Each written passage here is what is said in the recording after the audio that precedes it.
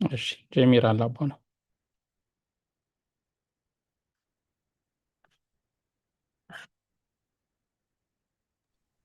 ስመ አብ ወወልድ ወመንፈስ ቅዱስ አሐዱ አምላክ በቅድስት ሥላሴ ዘአምልኦት መሐፀን ከደቀ ሰይጣን በቅድመ ዛትም የቅድስት ቤተ ክርስቲያን እንተይ ኢትስምኤ ማርያም ጽዮን ለዓለም ወለዓለመ ዓለም ናቅተከ ዜን ሰባከ ንባርከከ ዜን ተአምነከ ንስእለከ ዜን ነሰበካከ ንገኒ ለከ ዜን ትቀነ ለስምከ ቅዱስ ሰግድ ለከ ዘለከ ሰግድ ኩሉ ብርክ ወለከ ይትቀነይ ኩሉ ልሳን አንተ ውእቱ አምላክ አማልክት ወእግዚአ ጋእዝ ወንጉሰ ነገሥት አምላክ አንተ ለኩሉ ዘሥጋ ወለኩሉ ዘነፍስ ንፄዋከ ነነ በከመ መሐረነ ቅዱስ ወልድከ እንዘ ይብላ አንተ ምሰሰበት ጸልይ ከመ ዝበሉ ቅዱስ ቅዱስ ቅዱስ እግዚአብሔር አምላኽና ዝነበርካ ዘለኻ ንኹሉ ሕሊፍካ ድማ ንዘለኣለም ዓለም ትነብር ካብ ምስራቅ ክሳብ ምዕራብ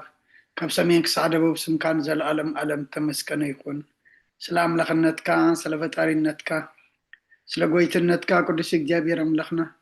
ንኽብረካ ንመስግነካ ንገልግለካ ንግዛእካ ፍግም ኢልና ድማ ንሰግደልካ ሰዓት መዓልቲ ዝባረካልና ንስኻ ኸሞ ሰዓት ዛምሸ እዚኣ ድማ ባርኸልና መንፈስካ ምርሓና ብሓይልካ ደግፈና ክብርና ሓዲግካ ተዓርቐና ከም ምሕረትካ እምበር ከም በደልና ይትኺደና ወዲ ሰብ መወዳእቱ እንተፀበቀ እሞ መወዳእታ ኩልና ኣፀብቐልና ባኤና ኣምላኽና መንፈስካ ተመርሐ ብሓይልካ ተደገፈ ግበረልና በረኸት ኣዴና ቅድስቲ ድንግል ማርያም ክፈለና ከምቲ ሐዋርያት ዝመሃርካዮም ኣብ ሰማያት ትነብር ኣቦና እናበልና ንፅዋዓካ ኣለና። ሰማያት ትነብር ኣቦና ስምካ ይቀደስ መንግስትካ ትምፃእ ፍቃድካ ከምቲ ኣብ ሰማይ ከምኡ ድማ ምድሪ ይኹን ናይ ዕለት መግበና ሎሚ ሃበና ንሕና ንዝበደሉና በደሎም ከም ዝሓደግናሎም በደልና ንዕብሳና ደገልና ካብ ክፉእ ኣድሕነና እምበር ኣብ ፈተና ይተእትወና መንግስትን ሓይልን ክብርን ንዘለዓለም ናትካ ኢማ ኣሜን። ኦ እግዝእትየ ማርያም ናይ ቅዱስ ገብርኤል መልኣክ ሰላምታ ሰላም ለክለኹ ሕሊናኸ ድንግል ኢኺ ስጋኸ እውን ድንግል ኢኺ ኣደይ እግዚኣብሔር ፀባኦት ጎይታ ሰራዊት ሰላም ለክለኹ ንስኺ ካብ ኣንስቲ ብርክቲ ኢኺ ፍረ ከርስኹም ብሩኽ እዩ። ኦ ምልእተ ጸጋ እግዚኣብሔር ምሳኺ እዩ። ኦ ፍስቲ ደስ ይበልኪ ሓጢኣትና ክሰርየልና ናብ ፍቲ ወድኺ ኢየሱስ ክርስቶስ ምእንታና ምሕረት ለምንልና ኣሜን። ይፍታሕ ወይ ስረይ እግዚእና አምላክን መድኃኒነ ኢየሱስ ክርስቶስ ካኒ ከቀና ሰራያት ያደምሳሲ አበሳ ወልዱ ለብሩ ከሳቴ ብርሃን አንቱም አብየ ካህናት አብየ ዲያቆናት ወድዋን ሳይዱ ህፃናት በበስመክሙ ክኑ ፍታኑ ንጽሐነ ይረስየን ርስ ኩሉዋን ሰማያት እዚዮ መሃረነ ክርስቶስ መልአ 12 እዚዮ መሃረነ ክርስቶስ እዚዮ መሃረነ ክርስቶስ እዚዮ መሃረነ ክርስቶስ እዚዮ መሃረነ ክርስቶስ እዚዮ መሃረነ ክርስቶስ እዚዮ መሃረነ ክርስቶስ እዚዮ መሃረነ ክርስቶስ እዚዮ መሃረነ ክርስቶስ እዚዮ መሃረነ ክርስቶስ እዚዮ መሃረነ ክርስቶስ እዚዮ መሃረነ ክርስቶስ እዚዮ መሃረነ ክርስቶስ ከምኡን በእንተ እግዝእትነ ማርያም መሃረነ ክርስቶስ መልአ 12 በእንተ እግዝእትነ ማርያም ክርስቶስ በእንተ እግዝእትነ ማርያም ክርስቶስ በእንተ እግዝእትነ ማርያም መሃረነ ክርስቶስ በእንተ እግዝእትነ ማርያም ክርስቶስ በእንተ እግዝእትነ ማርያም ክርስቶስ በእንተ እግዝእትነ ማርያም መሃረነ ክርስቶስ በእንተ እግዝእትነ ማርያም ክርስቶስ በእንተ እግዝእትነ ማርያም ክርስቶስ በእንተ እግዝእትነ ማርያም መሃረነ ክርስቶስ በእንተ እግዝእትነ ማርያም መሃረነ ክርስቶስ በእንተ እግዝእትነ ማርያም መሃረነ ክርስቶስ በእንተ እግዝእትነ ማርያም መሃረነ ክርስቶስ። እዛ ሰዓት እዚኣ ምንባር ስጋ ጎይታና ኢየሱስ ክርስቶስ ኣብ መቐበርን መፈፀምታ ሰዓት መዓልትን እያ። ከምኡውን ድቃሳ ሳልሞት ስለ ዝኾነ ከም መወዳእታ ግዜ ዕድመ ሰብ ትቁፀር ናይ ምስጋና ጸሎት ሰናይ ነገርን ዝገበረልና ይቕረ በሃሊ እግዚኣብሔር ኣቦን ጎይትና ኣምላኽናን መድሓናን ኢየሱስ ክርስቶስ ነመስኩን ኣለና። ሰዊራ ረዲእናን እዩ ሓሊውናን ኣቕሪብናን ተቐቢልናን ተማቕብናን ኣፅኒዕናን ክሳዕ እዛ ሰዓት እዚኣ እውን ኣብፅሒልና እዩ። ሕጆም በዛ ቅዱስ ስዕለት እዚኣን ኩሉ ዘመን ህይወትናን ፍጹም ሰላም ክሕልወና ኩሉን ዘ እግዚኣብሔር ኣምላኽናን ልምኖ ኣለና። ወጎይታና እግዚኣብሔር ኩሉ እትሕዝ ኣቦን ጎይትና ኣምላኽናን መድሓናን ኢየሱስ ክርስቶስ ልዕሊ ኩሉ ግብርን ምእንቲ ኩሉ ግብርን ኣብ ውሽጢ ኩሉ ግብርን ነመስግነካ ኣለና። ስለ ዝሰወርካናን ዝረዳእኻናን ዝሓለኻናን ናባኻ እውን ስለ ዝቕረብካናን ተቐበልካናን ስለ ዝዕብካናን ዘፅናዕኻናን ክሳዕ እዛ ሰዓት እዚኣ እውን ስለ ዘብፅሓኻና ነመስግነካ። ኦ ጎይታ ይቕረ በለልና። ኦ መፍቀር ሰብ ስለ ዝልምነካ ኣለና። ካብ ምሕረትካ እውን ደልለና እዛ ቅዱስ ስዕለት እዚኣን ኩሉ ዘመን ህይወትና ንኣኻ ብምፍራህ ብፍፅም ሰላም ክንፍፅም ሃበና። ኩሉ ቅንኣትን ኩሉ መከራን ሕቡእን ጎደን ዝኾነ ኩሉ ግብሪ ሰይጣንን ምክሪ ክፉኣት ሰባትን ምላዓል ፀላእን ኦ ጎይታ ካብ ኣርሕቕ ኣብ ኩሉ ህዝብኻ እውን ኣርሕቕ ካብ ዙርያ ኣብ ዘሎ ናየ ቦታ እውን ኣርሕቕ ዝጥዕምን ዝሓይሽን ኣዘልና تمنى قربيتن كل حيل سلام كنرجع سلطان ذهب كنا نسخخمو كاب كل خفاء أدحننا بالا حنا نبرنا فتنا يتأتونا حدا ود خاقويتنا أملخنا أدحنا يسكرسس من تفقر سبيل بزقورة محرة نقلتان مشاغا معرم محوم زغنا منفس كدسن مسجانا صنعة كبر بؤزل لك لو من كل ساعة نزل علم أمين ناين سحا مزمور حمسان حدن وأملاك كم سالخا محرني كم تعبير راغا بساي دمسس كاب أبساي صبيك حسبني كاب أبساي صبيك حسبني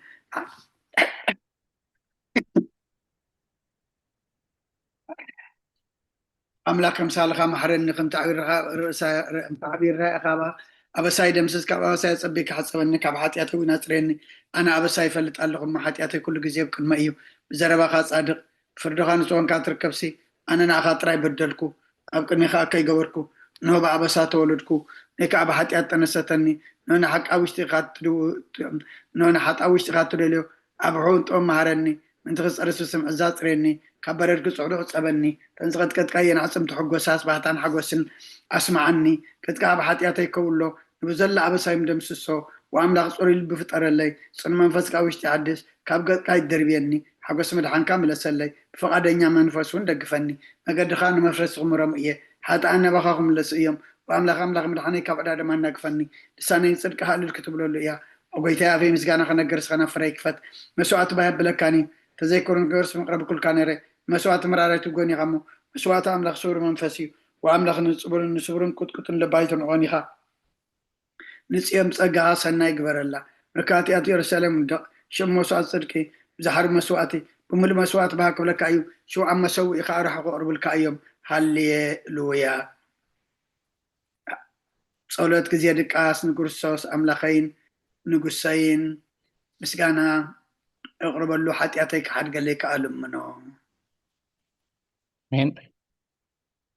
أبونا بملأك السلام مزمر داويد مبل 230 كتصلي لنا بخلهم أبونا بمرجيتا مزمر داويد مبل 231 كتصلي لنا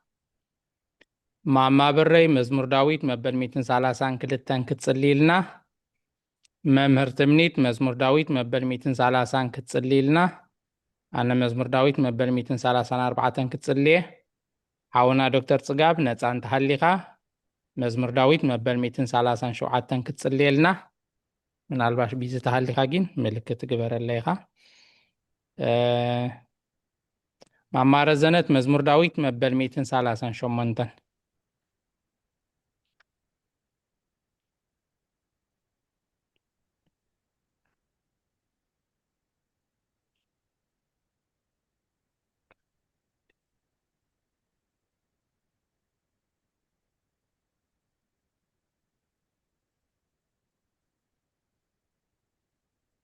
أبونا بملاك السلام مزمر داويد مبل 241 أبونا بمرجيتا مزمر داويد مبل 240 كلتن ماما بري مزمر داويد مبل 240 شدشتن مرتمنيت مزمر داويد مبل 240 شوعتن عونا دكتور صقاب مزمر داويد مبل 240 شمنتن عاول كاخد تصلي لنا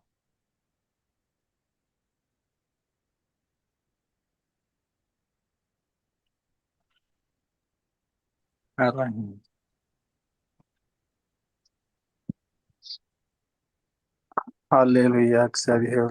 ካብ ሰማያት አመስግኖ ኣብ ኣርያም አመስግኖ ኩልኩም መላእክቲ አመስግኖ ብዘለኹም ሰራዊቱ አመስግኖ ኣትን ፀሓይን ወርሕን አመስግኖ ኣቱም ብሩኻት ከዋክብቲ አመስግኖ ኣቱም ናይ ሰማያት ኣብ ልዕሊ ሰማያት ዘለኹም ማያትን አመስግንዎ ንሱ ዓዚዙ ተፈጢሮም እዮም ንስሞም እግዚአብሔር ይመስግንዎ ንሶም እግዚአብሔር ይመስግንዎ ንዘለዓለም ዓለም ዝኣቆሞም ዘይሓልፍ ሕጊ ከዓ ሃቦም ንእግዚአብሔር ካብ ምድሪ አመስግንዎ ኣቱም ገበላት ባሕርን معموقን ኩልኩም ኣቱም ሓውን በረድን ኣሳሕተን ግመን ቃሉ ተስልጥ ህቦብላን ኣቱም ኣኽራን ኮራቢትን ኩልኩም ፈረይቲ ኣዋምን ጽሕድታትን ኩልኩም ኣራዊትን ኩላትኩም እንስሳ ለመም እትብሉ ነፈርቲ ኣዕዋፍን ነገስታት ምድርን ኩላትኩም ኣህዛብን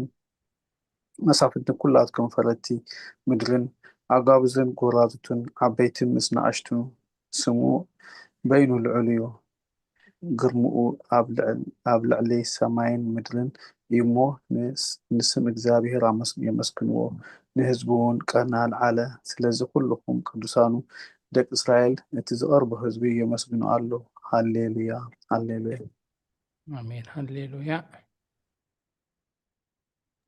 ቅዱስ እግዚአብሔር ቅዱስ ኃያል ቅዱስ ሕያው ዘይመውት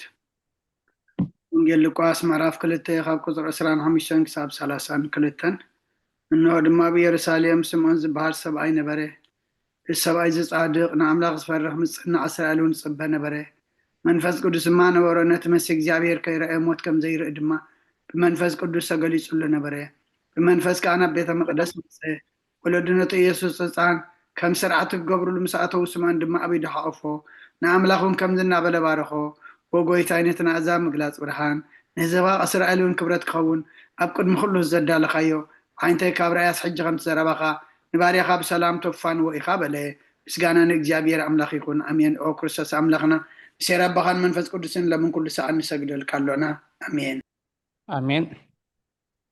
ማማረዘነት እንሆ ኣብ ቅድሚ እቲ ቁኑዕ ፈራዲ ክቀውም ተዳልየ ኣለኹ ከመይ ሲሆን ክፍልታት ጸሎት እንሆ ኣብ ቅድሚ እቲ ቁኑዕ ፈራዲ ክቀውም ተዳልየ ኣለኹ እቲ ኣብ ምግጋይ ዝሓለፈ ዕድመይ ንኹነኔን ንፍርድን ብቑዕ ስለ ዝኾነ ብብዝሒ ሓጢኣተይ ርዕድን እንቅጥቅጥን ኣለኹ ግን ከነፍሴ ገና ኣብ መሬት ትነብሪ ካብ ሃለኹ ዝተነስሒ ምክንያቱ መሬት ኣብ መቃብር ኣይውድሶን እዩ ኣብ ሞት ከዓ ዝዝክሮ የልዎን ኣብ ገሃነም እውን ዘመስግኖ የልዎን እሞ ካብ ድቃስ ትህኪትን ሲእኪ ናብ መድሕንኪ ንስሓ ኦ ኣምላኸይ መሓረንን ኣድሕነንን እናበልኪ ተማሕፀኒ ስብሃት ለኣብ ወወልድ መንፈስ ቅዱስ ኣሜን አሜን ኣዴና ኤልሳቤጥ መዋዕል ሰብ ዘይውዳእ መዋዕል ሰብ ዘይውዳእ እዚ ዓለም እዚ ከዓ ንዘለዓለም ዝነብር እንተዝኸውን እሲ ነፍሰይ ንጹር ዝኾነ ምክንያት መሃለወኪ ነይሩ ግን ከ እቲ ጽዩፍ ዝኾነ ተግባራትክን እቲ ሕማቕ እከይን ኣብ ቅድሚ እቲ ሓቀኛ ምስ ዝቕላዕ ኣብ ዓራት ሓጢኣት ተሰጢሕኪ ኣብቲ ሸልተኛን ከዳዕን ስጋኺ ከለኺ እንታይ እዩ እቲ እትህብዮ መልሲ ኦ ክርስቶስ ኣምላኸይ በቲ ኣዝዩ ዘፍርሕ ፍርድኻ እስንብድ ነቲ ዘለዓለማዊ ፍርድኻ እምብርከኽ በቲ መለኮታዊ ነፀብራቃዊ ብርሃንካ እንቅጥቀጥ ኣለኹ ኣነ ሕሱም ድኑስ ኣብ ዓራተይ ደቂሰ ዘለኹ ኣብ ህይወተይ እውን ዘይግዱስ ዝኾንኩ ናይቲ ተቐባል ቀረፅ ኣብነት ብምውሳድ ኣፍ ልበይ እናወቃዕኩ ኦ ኣምላኸይ ኣነ ገበነኛ እየ እሞ ይረበለለይ እብል ኣለኹ ይዘኒ ወዘልፈኒ ለዓለም ወለዓለም ዓለም ኣሜን አሜን ሓፍትና ሉላ ኦ ንጽሕቲ ድንግል ኦ ንጽሕቲ ድንግል ነባረኽ ብቕልጡፍ ጽላ ረድኤትኪ ዘርጊፊ ነቲ ኣብ ሕልናይ ከም ማዕበል ዝጋላበጥ ክፉእ ሓሳብ ካባይ እዩ ነታ ሕምንቲ ነፍሰይ ብኾንትነት ኣዝዩ ሃለዋታ ጠፊእዋ ኣሎ እሞ ናብ ጸሎት ምንቕፋሕ ኣበጊስያ ምክንያቱ ንስኺ ከኣሊት መሓሪትን ምሕረት እትልምኒ ኣላይት ኣደ ኢኺ ኣደ ምንጪ ህይወት ንጉሰይን ኣምላኸይን ጎይታ ኢየሱስ ክርስቶስ ተስፋ ኢኺ አሜን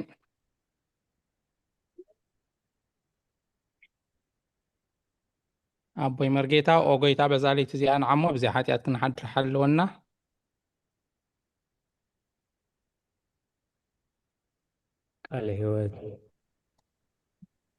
ቃል ህይወት የስማዓልና ወጎይታ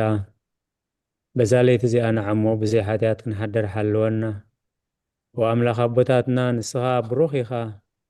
በረኸትካ ኣዝዩ ብዙሕ እዩ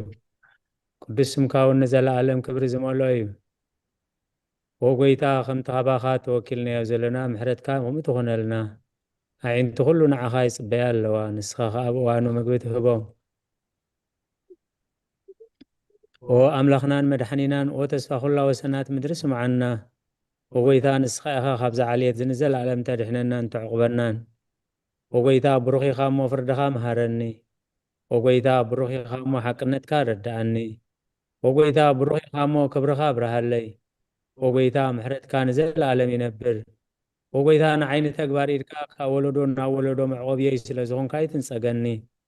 ወጎይታይ ንዓኻ በዲለየ እሞ መሓረንን ነፍሰይ ኣድሕና እናበልኩ ጽላ ኣለኹ ወጎይታይ ኣባኻ ተወኪለ ኣለኹ እሞ ኣድሕነኒ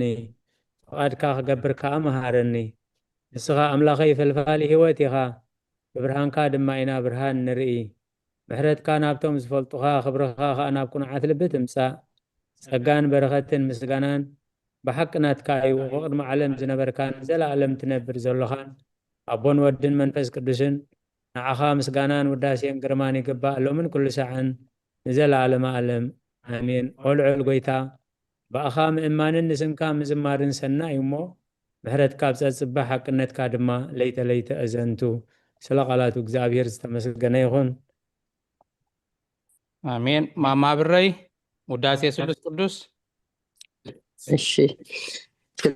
ውዳሴ ስሉስ ቅዱስ ቅዱስ እግዚአብሔር ቅዱስ ኃያል ቅዱስ ሕያው ዘይመውት ካብ ቅድስት ድንግል ማርያም ዝተወልደ መሐረና ቅዱስ እግዚአብሔር ቅዱስ ኃያል ቅዱስ ሕያው ዘይመውት ኣብ ዮርዳኖስ ተጠምቀ ኣብ ልዕሊ ዕፀ መስቀል ምእንታና ዝተሰቕለ መሐረና ቅዱስ እግዚአብሔር ቅዱስ ኃያል ቅዱስ ሕያው ዘይመውት ኣብ ሳልሳይ መዓልቲ ከሙታት ዝተንስአ ብምስጋና ናብ ሰማያት ዝዓረገ ኣብ የማን ኣቦ ዝተቐመጠ ኣብ ሕያውን ሙታን ክፈርድ ከም ብሓድሽ ክመጽእ እዩ ኦ ጎይታ መሐረና ምስጋና ንኣቦን ንወልድን መንፈስ ቅዱስን ሎምን ኩሉ ሰዓን ዘለዓለም ዓለም ኣሜን አሜን። መምህር ትምኒት የግሬታ ናይ ኣቦና እዚኣ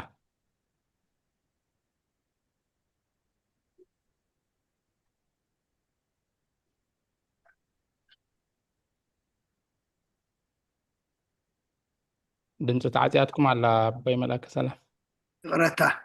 ረታ ኦ ስሉስ ቅዱስ መሐረና ኦ ስሉስ ቅዱስ መሐረና ኦ ስሉስ ቅዱስ መሐረና ኦ ጎይታ ሓጢአትና ሓደገልና ኦ ጎይታ ድበደልና ይፀብፅበልና ኦ ጎይታ ኣበሳና ይቅርበለልና ኦ ጎይታ ንሕማት ካብፅሓዮሞ ፈውሶም ኦ መገሻ ንዝኸዱ ኣቦታትናን ኣዴታትናን ኣሕዋትናን ሓትናን ከዓ ኦ ጎይታ ነቶም ዝመቱ ቦታትናን ኣዴታትናን ኣሕዋትናን ሓትናን ዓርፍ ኦ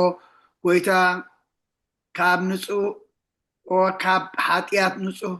ዝኾንካ ጎይታ መሐረና ኦ ካብ ሓጢአት ንጹህ ዝኾንካ ጎይታ ርድአና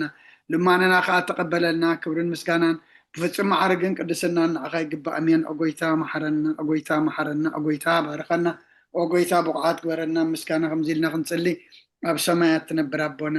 ስምካ ይቀደስ መንግስትካ ትምጻእ ፈቃድካ ኣብ ሰማይ ከምኡ ድማ ምድሪ ይኹን ንዕለት መግብና ለማሃበና حنا نزبدلنا ودولهم كم زحدقنا لم بدلنا نعسانا دقلنا كم كفا دخنا نمبر فتنا يتأتونا من قسن حيلين كبرن نزل علمنا تكايما أمين وزتي مريم بناي قدس جبريل ملا سلام تا سلام لك الله حلنا خدن قلي خي بسقاخون دن قلي خي أدي جابير سواء قويتا سراوي سلام لك الله نسغي كاو عن السبرختي خي فركر سغم برخي أو ملتسقا جابير مساقي أو فست الدس بالكي عطيات ناصر يلنا نفتو ودخي يسوس كرسوس منتانا محرات لمن لنا امين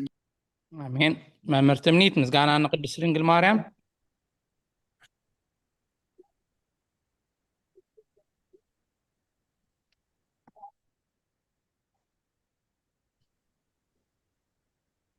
እሺ ምስጋና ንቅድስት ድንግል ማርያም ኦ ቅድስት ምልእቲ ጸጋ ሁሉ ጊዜ ድንግል ዝኾንኪ ወላዲት ኣምላኽ ኣዶ ክርስቶስ ሰላም ንብለኪ ምእንቲ ሓጢአትና ክሓድገልና ናብ ፍቁር ወድኺ ጸሎትና ኣዕርግልና